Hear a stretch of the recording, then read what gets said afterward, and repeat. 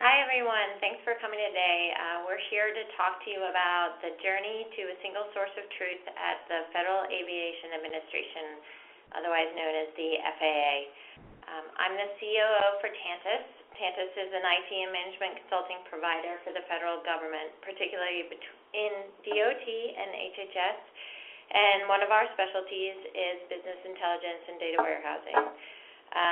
I've been working as a senior consultant within the FAA at the CIO level, helping with strategy, planning, and execution for over 6 years. And I'll let my colleague Naeem introduce himself. Thanks, Rianne. So my name is Naeem Ahmed. I'm the practice director for the technical resources at Tantus that span from system and database administrators to developers and solution architects. I've been working as a senior consultant within the FAA for over 10 years now, during which I've implemented the foundational enterprise data warehouse under the Business Intelligence Program for the Office of Finance and Administration.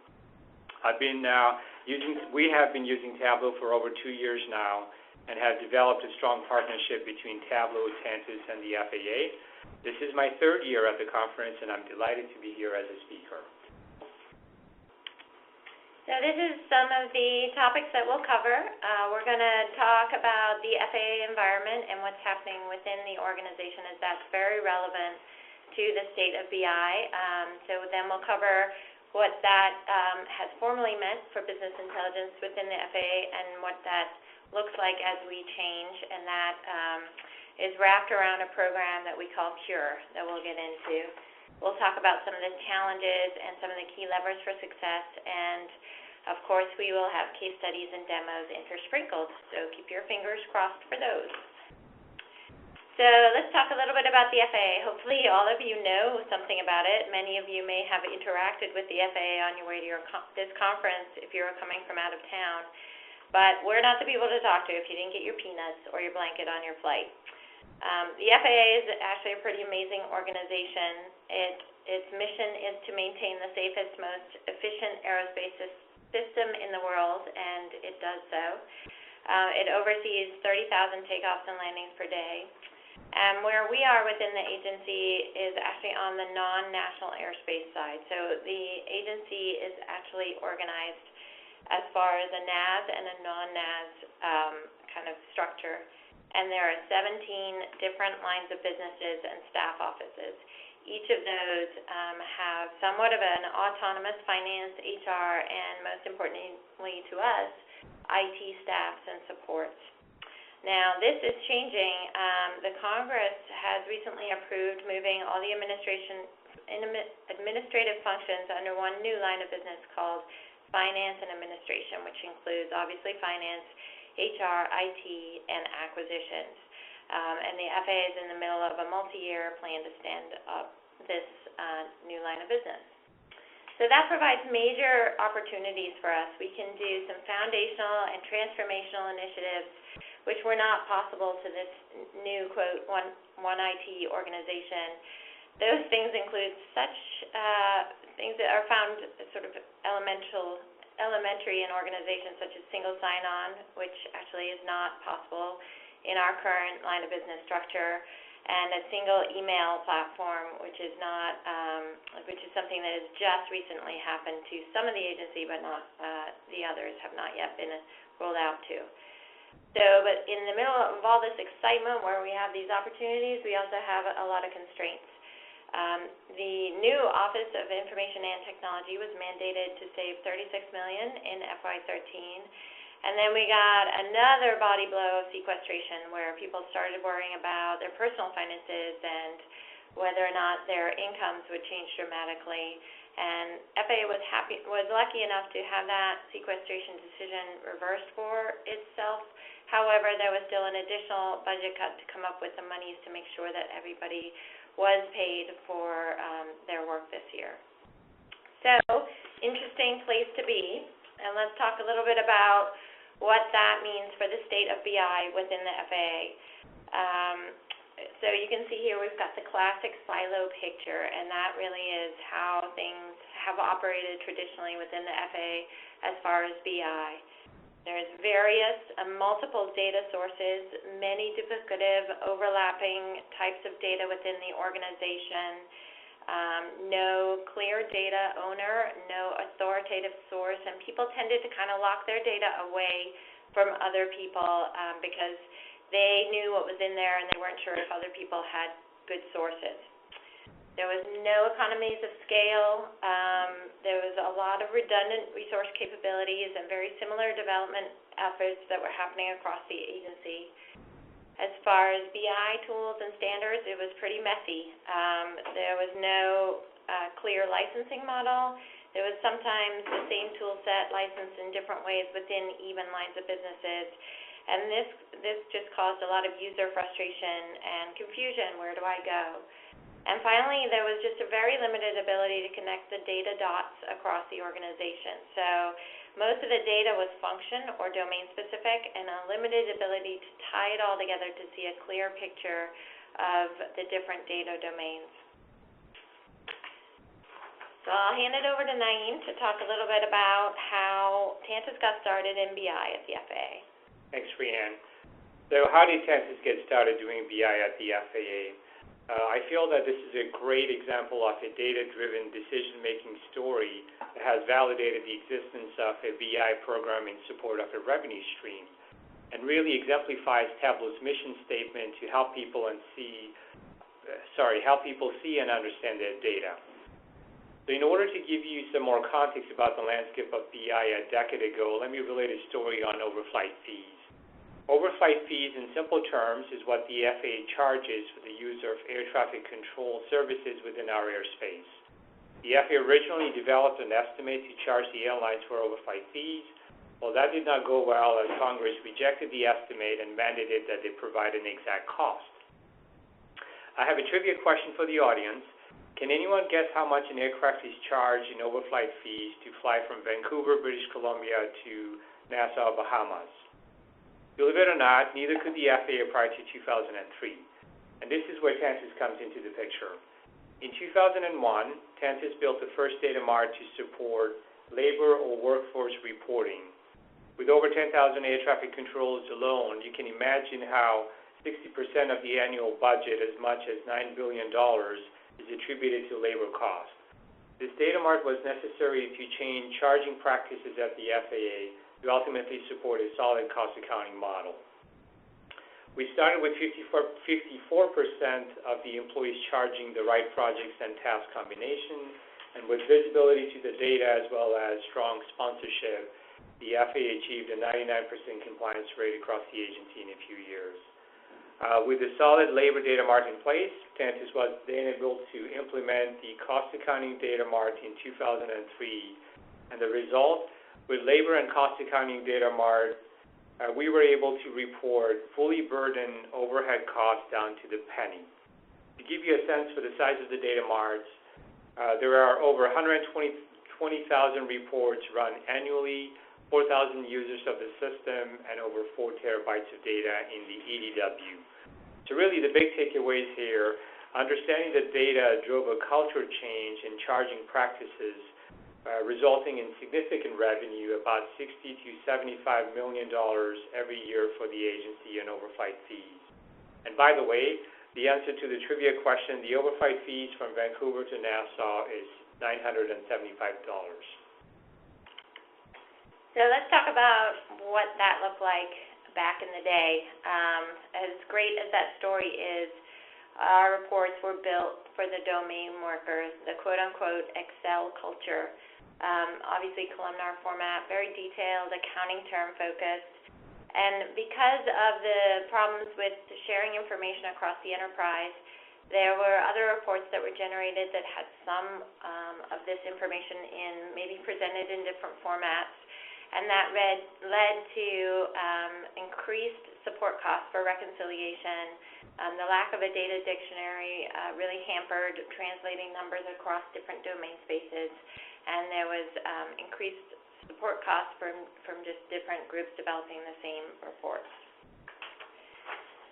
And these reports really did serve the domain-specific staff. Roughly around 80% of the FAA reports had that same look and feel. We're extremely tactical. We're not marrying together different data sources. There was a little bit more for the managerial staff, but the executive staff really were left with not too much to work with, and the typical loop to get the reports to the executive staff was managers to go ask the knowledge workers to go run a bunch of queries, stitch them together in Excel, make a chart out of it, and put it in PowerPoint, and if that wasn't right, do that same loop all over again. And this is what the financial segment looks like alone within the FAA. Now, this chart is actually a couple of years old. Hopefully we've made some progress in eliminating some of these lines, but I am sure that there have been new lines added at the same time. One of our goals is to try to simplify this diagram with a really strong EDW that essentially eliminates a lot of the cross connections. When we had Gartner in to help us kind of get this program started and start down our strategic pathway, they gave us a statistic that for each $1 that it costs to maintain these lines, 70 cents is in the management of it. So that includes things like backup, cleansing, and reconciliation versus just the ETL and the storage of the data. So from a cost point of view, we are highly motivated to remove as many of these lines as makes sense. So what we want to provide is a platform for unified reports for the enterprise within FAA. And this mission statement was actually very deliberately thought out, so I'll read through it and highlight some of the areas. Pure is an enterprise. Obviously, we want to marry together many different data sources. Information delivery service. So we want to provide a service to the agency. We want other people to be able to come and develop reports. We're going to sort of jealously guard the data layer, but the service is that data can be mapped together through a report delivery layer. Providing authoritative, which means that people can trust it, FAA-related information through a single point of entry, which we'll show you in just a sec, and that's a web-based portal. That will serve as the basis for decision-making for the FAA. So we really want to make our reports spur some decisions, spur some action, not just nice to know. So now we're going to show you the portal that we've put together, and this is, I would say, version 1. We're actually working on version 2. This is actually an Oracle Web Center portal that ties together all our BI reporting tools, but obviously we're most focused on Tableau, and we will show you some of those reports. So something different that we did for the FAA, maybe not for other places, but instead of organizing by line of business to try to get us moved away from that organizational construct that the FAA is actually changing, is to organize our reports by these different types of zones. We call them zones. So for example, air traffic, which is a line of business, but it is also a major focus area. Finance instead of ABA, the Office of Finance, which is the acronym that it's known by within the FAA. And we've got this collapsible, expandable type of framework where it's pretty easy to click through and look through the different categories and see reports that hopefully have names that make sense to the folks looking at them. So one of the reasons we wanted to put a portal in place was that users had no consistent point of entry to go and find no matter what kind of report they were looking for in the managerial and executive space.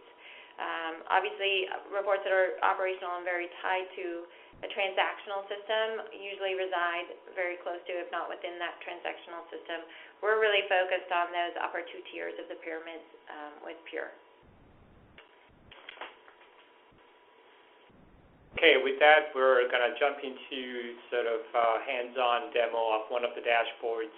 As Rhiannon mentioned, we have a portal that obviously provides access to all the information that's out there, reports and dashboards.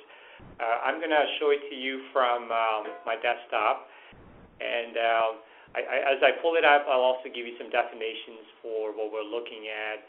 You bear with me here 1 second. Okay, so the Reimbursable is sort of a big deal at the FAA. So a reimbursable agreement is really a contractual relationship between the FAA and a non-FAA entity such as an airport. The airport relies on the FAA to provide guidance and expertise on facility items. And a facility item could be the approach lights, the air traffic control tower, or simply services like engineering services to ensure safe operations. If the airport makes construction improvements that has a direct impact on any of the FAA facility, they will get into an agreement with the FAA to make sure they are reimbursed. So the challenge, the FAA used to manage reimbursable, obviously for the millions of dollars worth of projects annually, and the tracking was done by running reports against the financial system. However, they did not have a tool that could provide the big picture view of the program in order to know really where to focus. As a result, there was a higher risk for leaving money on the table because it was not collected. So what we did with Tableau, Tantus was able to develop a set of dashboards in 6 weeks to provide just that information on where to focus. I'm going to walk you through the dashboard here. So as you can see on top in quadrant 1, we show the biggest funding sources for the reimbursable programs, and for the FAA, it is the facilities and equipment and the general operations funds. In quadrant 2, we provide the number of FTE or employees that are working on reimbursable programs and also the trend for the last few years. Quadrant 3 at the bottom shows the status of overhead fees, and that's really the administrative fees that the FAA charges to manage the reimbursable programs. And quadrant 4, the key integrity measures. For the FAA, it was critical to know the cost overruns and the overdue billing. So the summary tab really provides the analyst as well as the executive the big picture view, really the quick answers to the business questions of the reimbursable activity. And of course, the subsequent tabs that we have at the bottom provide the detail for a deeper dive.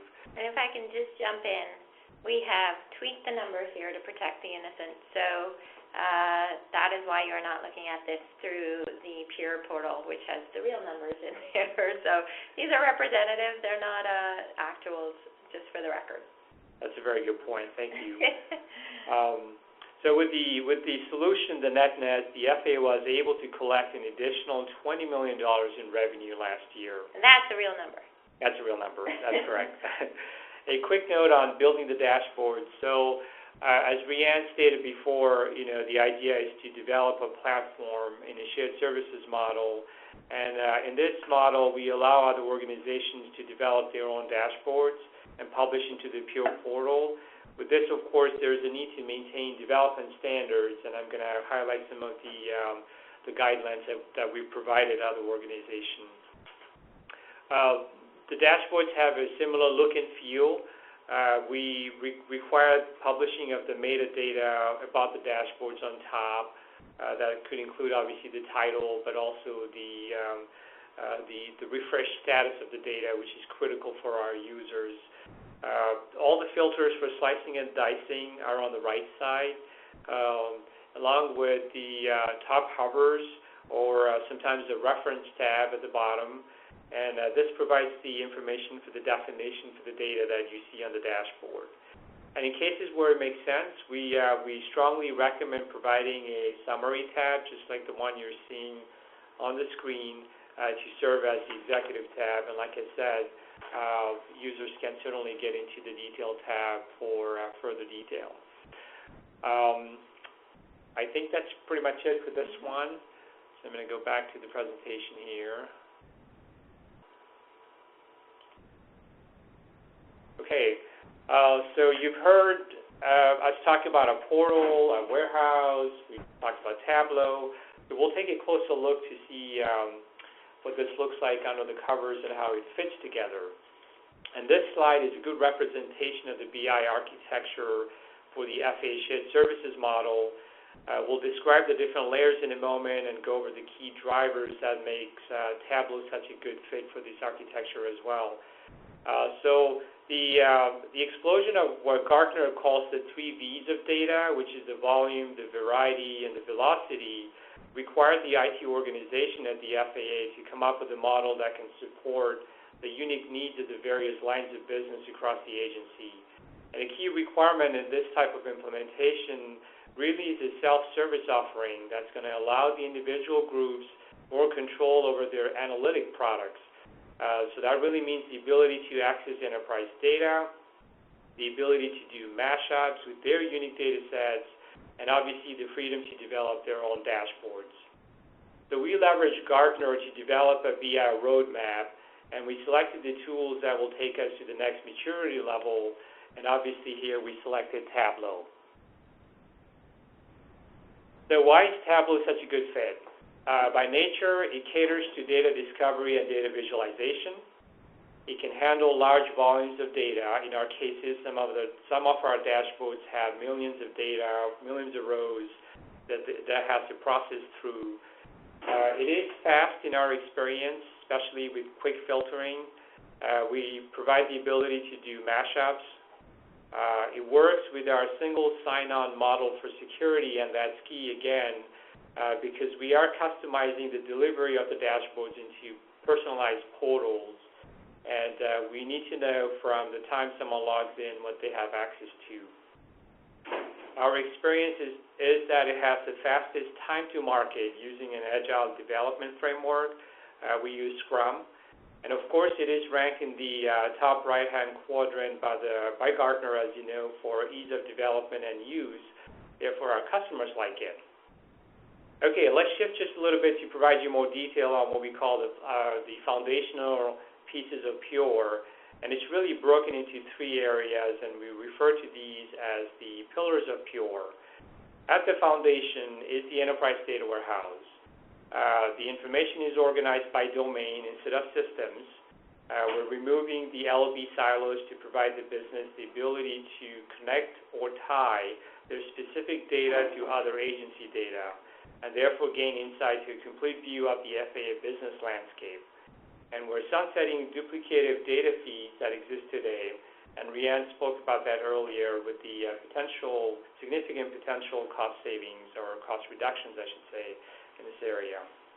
The second and middle pillar is the standard industry best BI tools. When we started Pure over 2 years ago, we realized that we needed to do our homework. We did just that and leveraged Gartner to help select flexible tools for the FAA. You'll note that in addition to Tableau, we also have separate tools for data mining and CAN reports. And at the top is our web portal. Again, that provides the true one-stop shop for enterprise information delivery. We have already implemented seamless single sign-on across multiple domains within the agency, and that really represents a significant enhancement for the customer experience. So we're going to go into our next case study, which relates very much to the changes within the FAA. This dashboard was instrumental in helping the FAA reorganize, especially for the IT staff. So the challenge was that the FAA knew they had to move all these IT folks in various different levels of the organization, including supervisory and non-supervisory, to a new structure, an entirely different structure. And they needed to see who was where, at what level, and at what cost rather quickly. So in 4 weeks, we built a Tableau dashboard that shows that geographic location, you're looking at it right now, of the IT staff, as well as their pay bands, locality pay adjustment, and the funding type. And so I'll just click around a little bit, actually, and show you some of the pieces that we put in here. So what was very interesting to the FAA was show me all the non-supervisory folks, which is the blue represented here, versus the supervisory. We happen to have a very large center in Atlantic City, the Tech Center, and also another large center in Oklahoma City.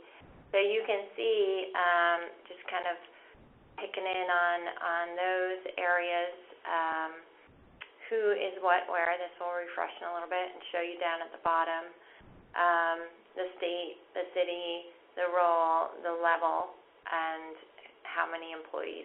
Their average base pay, average locality adjustment, and then that will sum it all up at the bottom. You could also see only, let's see when it refreshes, only the non-supervisory. We'll take all those out. Team leaders are actually considered non-supervisory across all of the different regions. And then you can see, okay, ATO, the Air Traffic Organization, is the largest organization within the FAA. So how many of those guys support the ATO IT organization? So that in a non-supervisory position, including these lucky two in Hawaii, there's about 770 of those. So they had to be very careful that they were moving people to the right levels within the IT organization and that they were not losing support for specific technologies that were available within the different lines of business. Let me just reset this and get us back to seeing everything that's in here. And the second dashboard that we created was really taking a look at where the funding came from for those individuals, because again, funding is an issue when you're consolidating out of lines of business into one new line of business. So here we were isolating the total base and locality and benefits pay for, this is the non-supervisory, and these are more of the supervisory. I'm going to have to look at that. And then where that money, how much of that money was coming from, for example, the operational general fund versus the franchise fund, and where that would have the most impact for their funding. And again, we could isolate it by the line of business, should we choose to, and you would get an even narrower slice of who we're looking at here. So let's just pick again the biggest one, and we'll see who gets funded out of ATO by the franchise fund. Looks like maybe one. So real close ability to drill down into the information and get the IT management the information that they need for a pretty complicated organizational move that had elements of funding buckets and pay grade levels and geographic location all intermixed into it. And they actually have, just as of maybe a week ago, rolled out the new IT org chart. So this information was instrumental in allowing them to do that. So I think if we jump back into the slide deck, we're going to talk a little bit about some of the challenges for us putting together this pure program within the FAA. And of course, as most of you will probably recognize, most, if not all, the challenges were organizational. So we are extremely hopeful that now that we have moved to an IT shared services organization, that some of these challenges will go away, but we'll talk to you about how we've approached them to date. So the first challenge is really that we were approached by individual stakeholder groups to create dashboards versus an organizational approach. And these stakeholder groups often had overlapping types of requests. So two different groups within HR would come to us with a somewhat different but a Venn diagram overlap area of a request. And then someone from air traffic would also want to look at staffing and shift data with a piece of that same request in mind. And that makes it tough to develop an overarching organizational approach because we didn't really have that centralized kind of planned approach. So we mitigated that with the user interface consistency among our reports to try to make sure that the user experience was very similar. We really locked down how we imported data into the warehouse, making sure that we had a really strong schema for keeping the data in there, keeping very clear requirements and keeping very clear understanding of why we were developing what for who. We also had our agile approach to development, which allowed us to keep open to already developed dashboards, so to changing already developed dashboards. And that just allowed us to be a lot more flexible and tweak things that were already built for one group, but then change them slightly so that they met the needs of another.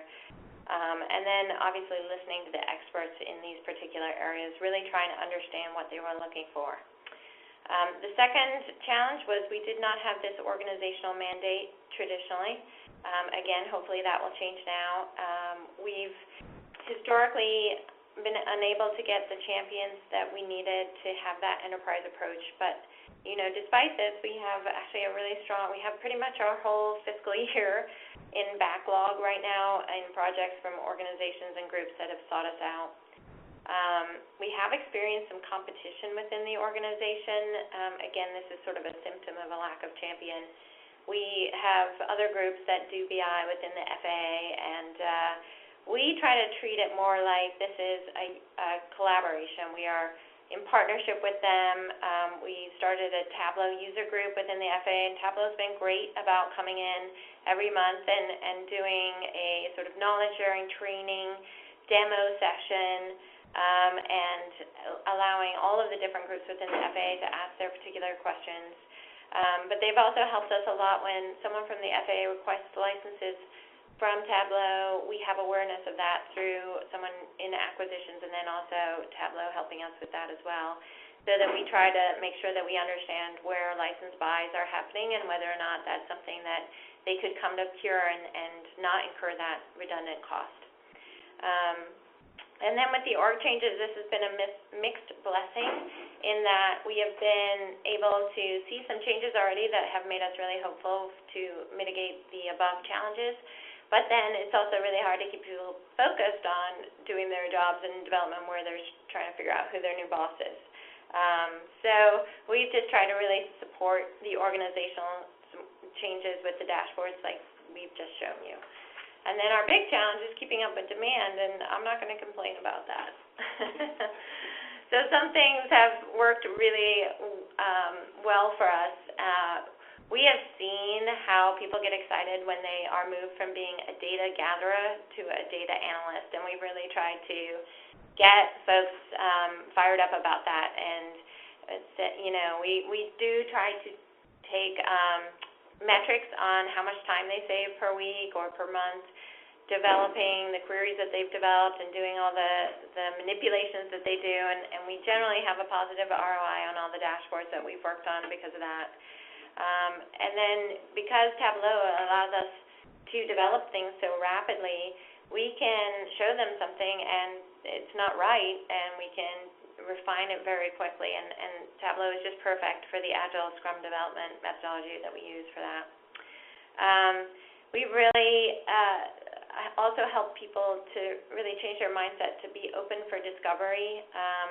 We can change these dashboards if they found what they needed and they're done and they got an answer and they need to move on. Then that's okay. We didn't spend 8 months developing this thing and everybody sort of has a period of mourning that it's no longer in use. So again, like showing people how to almost be a data analyst and not worry about the effort behind getting the information together. We've also had a lot of mid-manager champions that have led to cross. They've almost been marketing for us, which is nice. And then the other thing that helps us a lot is that we are the steward of the financial data.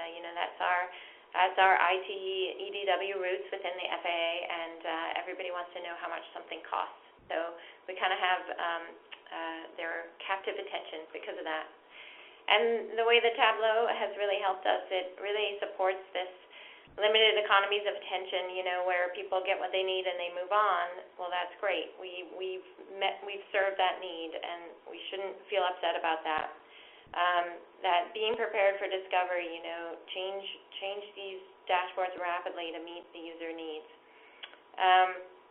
Thinking like an analyst, it's surprising how much people kind of get locked into their routine. So it's been a bit of a teaching exercise to say, hey, have you thought about putting this data against your training data and seeing how the cost of training has helped to show someone's career progression through the performance review system. And so showing others that they have access to other data sets that will marry up very nicely with theirs, and teaching others to think visually. I mean, this Excel-based culture is more pervasive than we thought when we started, and really having people understand how much of an impact that visualized data gives to them has been also eye-opening for us to see how eye-opening it is for others. And then this open data pool, this self-service idea that folks can come in and develop their own reports as long as we've got the data managed appropriately. Again, that makes it, for the true analysts that really want to get their hands dirty, that really has been amazingly helpful. So I think we'll end with maybe one last dashboard, and I'll hand it over to Naeem because I probably talked too much. Thanks, Rhiannon. Okay, so the last dashboard, let me get to it, sorry, will be on something we call bargaining unit analysis. And bargaining unit is obviously a big deal at the FAA. So this is related slightly to what Rhiannon talked about before about the reorganization within the IT group.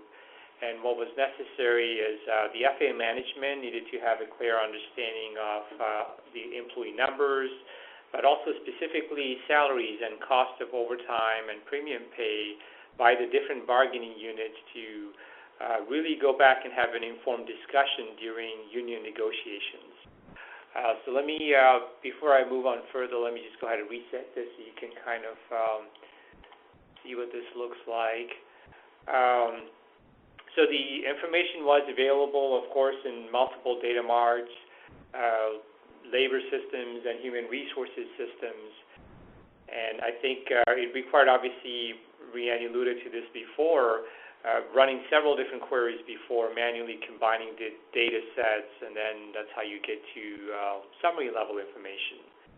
And of course, the volume of information presented a big challenge in getting quick answers for scenario planning, and I'm going to show you a couple of those with this dashboard as well. So in about 4 weeks, Tantus was able to develop a set of dashboards, Tableau dashboards that, number one, consolidated all the labor and HR data into a single solution. It provided dashboards that showed the actual labor cost and benefit by the different bargaining units and sub-bargaining units, and then further classified into the different lines of business. And obviously, it removed the manual data manipulation steps that the analysts had to do in order to allow the user to focus more on the analysis as opposed to what Rhiannon also did before the gathering of the data. So what you're seeing here is we'll cover 3 tabs here. All the tabs provide many filters for slicing and dicing. And again, like I said, there was a need to do a lot of what-if scenarios. We, just like before, the metadata for the information is on top. What this is showing in this tab, you can see that management at a really quick glance needed to compare the bargaining units and the sub-bargaining units against the employees that did not belong to a union, which is on the right-hand side here. And what you have on top is you have the min and the max salary as well as the average salary for each groups. There was a need to obviously filter on level of the grades. We talked about the bargaining unit versus the non-bargaining units, and the subgroups are down here. And I guess the one thing I want to point out is occupational series, which is really the job function. And this makes a lot of sense if you look at, I'm going to jump to the 3rd tab.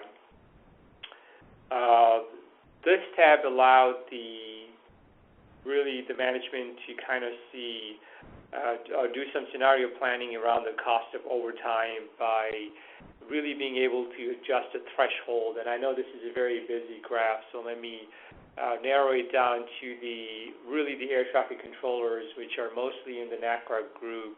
And let me pick the actual job series for that, which I believe is this one here.